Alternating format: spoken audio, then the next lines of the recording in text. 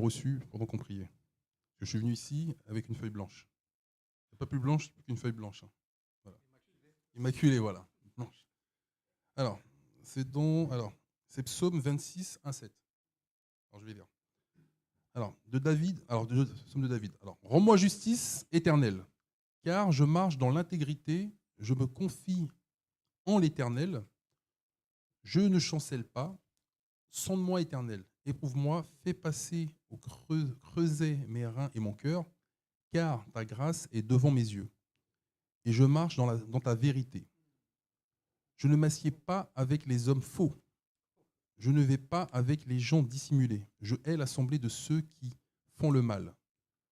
Je ne m'assieds pas, j'ai du mal à voir. Je ne m'assieds pas avec les méchants. Je lave mes mains dans l'innocence et je vais autour de ton autel, ô Éternel, pour éclater en action de grâce. Pour éclater en action de grâce. Amen. Et raconter toutes tes merveilles. Et comme Frère Tino l'a dit, ne vous retenez pas. Libérez la parole. Allez aux quatre coins du monde, aux quatre coins de votre immeuble, aux quatre coins des murs de votre chambre. Voilà, diffusez la parole. Nous sommes des diffuseurs. Nous avons le Saint-Esprit en nous. Nous sommes des hommes de Dieu, des enfants de Dieu. Nous sommes l'enfant du roi des rois. Amen. Et je vais parler pour la jeunesse. Alors, j'ai une petite note pour vous, les jeunes. Je viens de vous dire, dans le monde dans lequel on vit, ne restez pas dans le brouillard. Créez-vous un environnement sain autour de vous. Vraiment, restez dans un environnement vraiment sain. Vraiment. Tout est fait pour nous attirer dans le monde. Les réseaux sociaux. Il n'y a rien de bon dans les réseaux sociaux. Il peut être utilisé à bon escient, mais souvent il est utilisé à mauvais escient. Et vraiment, on se noie là-dedans. Vous ne noyez pas là-dedans. Vraiment, la parole de Dieu est là. La parole de Dieu, justement, elle libère la parole de Dieu. C'est qui permet de te libérer. Vous savez, il y a des addictions parfois. Des gens sont addicts à quelque chose. Et parfois se noient là-dedans. Ils vont très profond. Mais la parole de Dieu, elle, te sort de là. Elle te libère de ça. Amen. Vous savez, la vie, je vais parler aux plus jeunes, c'est que parfois, les anciens vous donnent des conseils. Dans le monde, c'est comme ça, donnent des conseils. Parfois, on ne prend pas note. Mais la parole de Dieu donne des conseils à tout le monde. Et vraiment, quand on est en crise, plus jeune on est en crise, et plutôt on évite certains combats de la vie. Voilà, c'est pour ça que l'oreille doit être attentive, vraiment écouter, vraiment être conscient, parce que on peut être chrétien et inconscient. Vous savez, inconscient. Et vraiment, soyons conscients, parce que la parole, elle nous révèle, c'est la parole de vérité. Donc la vérité, elle est en nous. Le monde est fait pour que tu sois inconscient. Et vraiment sortir vraiment de cette cage. La porte d'entrée, c'est Jésus, la porte d'entrée. Il n'y a qu'une porte, il y a un chemin. Jésus, c'est le seul chemin, c'est la vérité et la vie. La lumière du monde, parce que cette lumière, elle est en toi. Et c'est cette lumière qui va faire resplendir Jésus. Parce que tu es Jésus sur terre. Et tu dois justement atteindre la cible, ne pas louper la cible. Et quand j'ai créé ce groupe, j'ai mis un verset dans ce groupe où, alors je vais vous le lire, ce verset. Mais ceux qui se confient en l'Éternel renouvellent leur force, ils prennent le vol comme les aigles, ils courent et ils ne se lassent point. Ils marchent et ne se fatiguent point. Voilà, l'aigle cherche la cible. Vous savez, les tireurs d'élite, par exemple, à l'armée, voilà, l'objectif, c'est, il a une lunette, il vise, et quand il... Comment il a une mission, voilà. Et il touche la cible, mission accomplie. Nous, on va toucher la cible, toucher notre cible. Amen. Amen. Amen, amen. Vous savez ce qui est beau dans ce que Chélo a raconté? Je me remets dans le verset. Je me confie en l'Éternel. Je me confie en l'Éternel. En intimité. Je lui dévoile tout ce que je suis. Vous vous rappelez dans Genèse où quand Adam et Ève étaient encore nus, ils n'avaient pas encore honte avant de pécher. Ils sont dévoilés déjà. Et là, David, se confie à l'Éternel, se remet à cette posture d'Adam et Ève où il se dévoile, où Dieu connaît tout de lui. Donc nous, pour marcher, pour être un vase vierge, pour être rempli, tu viens dévoiler, sans ténèbres. Tu viens dans la lumière, éclairé, il peut tout faire de toi. Et c'est la chanson I Surrender. Amen. Mais le plus important, c'est à la base, il y avait, dans Genèse encore, il y avait la crainte de l'Éternel, la crainte de Dieu. Ce n'est pas la crainte qu'avant Adam avait quand il se cachait, parce qu'il a vraiment dit « j'ai peur ». Ce n'est pas cette peur-là. La crainte de l'Éternel,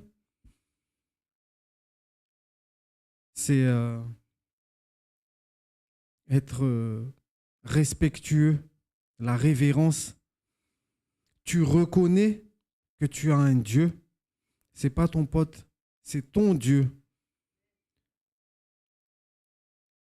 Tu te confies à lui parce que c'est ton Dieu, parce que tu n'es rien sans lui, parce que tu es conscient que ta vie est vide sans Dieu. Amen. D'où Corinthiens, l'Écharde, où Paul, où il se dit, en gros, je suis faible.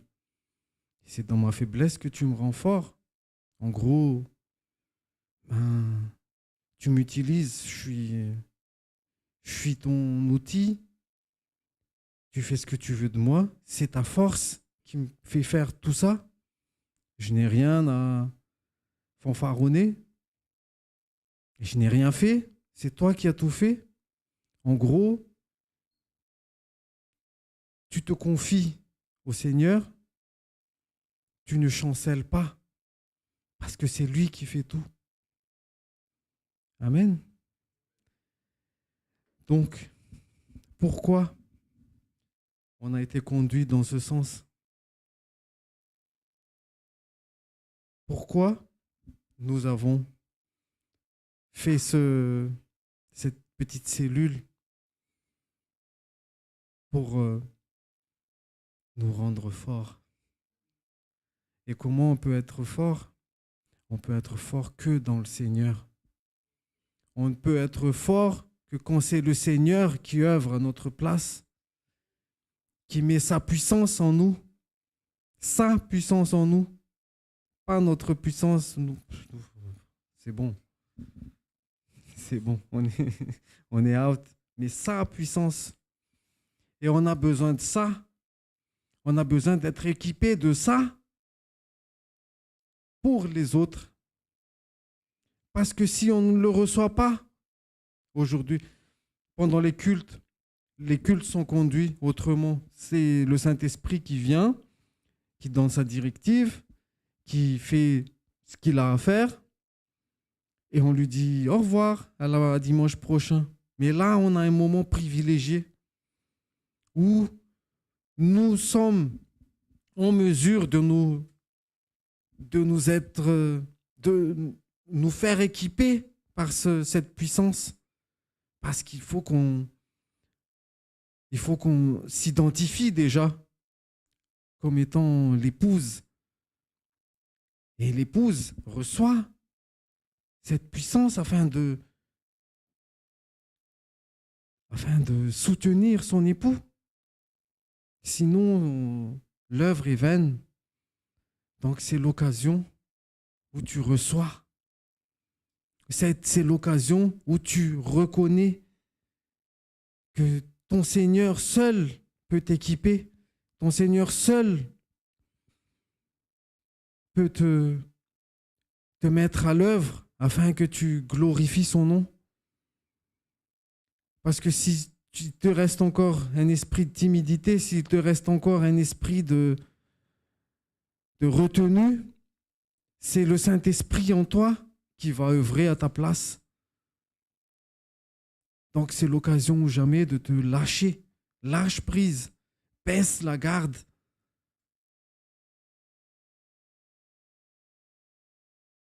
Baisse la garde. Le Seigneur t'attend. Et depuis le commencement, il t'a insufflé, quand il t'a insufflé son esprit, il te l'a dit, mais tu ne l'as pas entendu.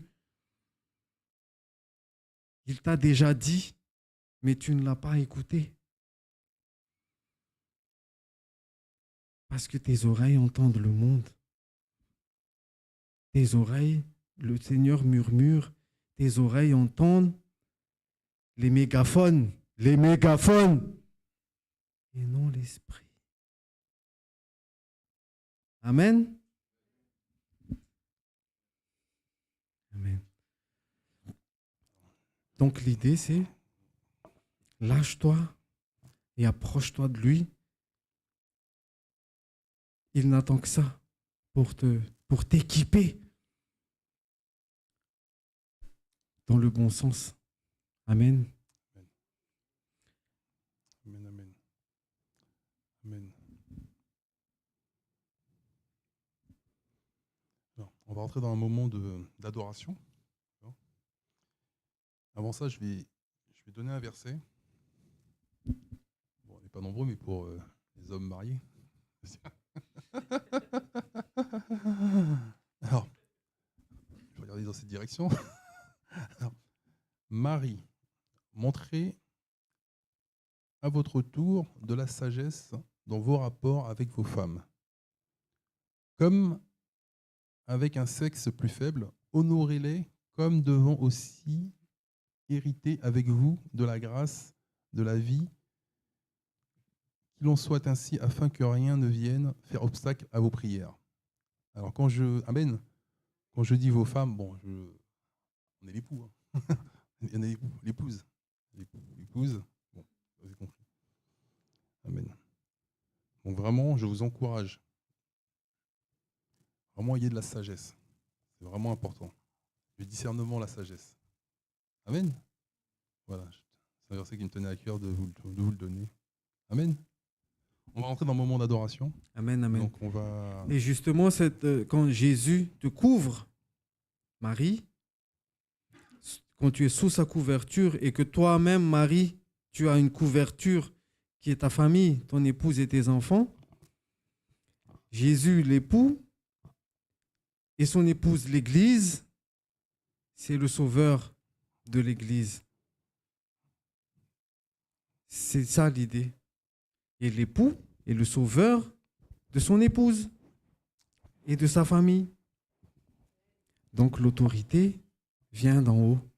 L'autorité ne vient pas d'ici bas, où je dois écraser l'autre, où je suis autoritaire, totalitaire. L'autoritaire est spirituel. Amen.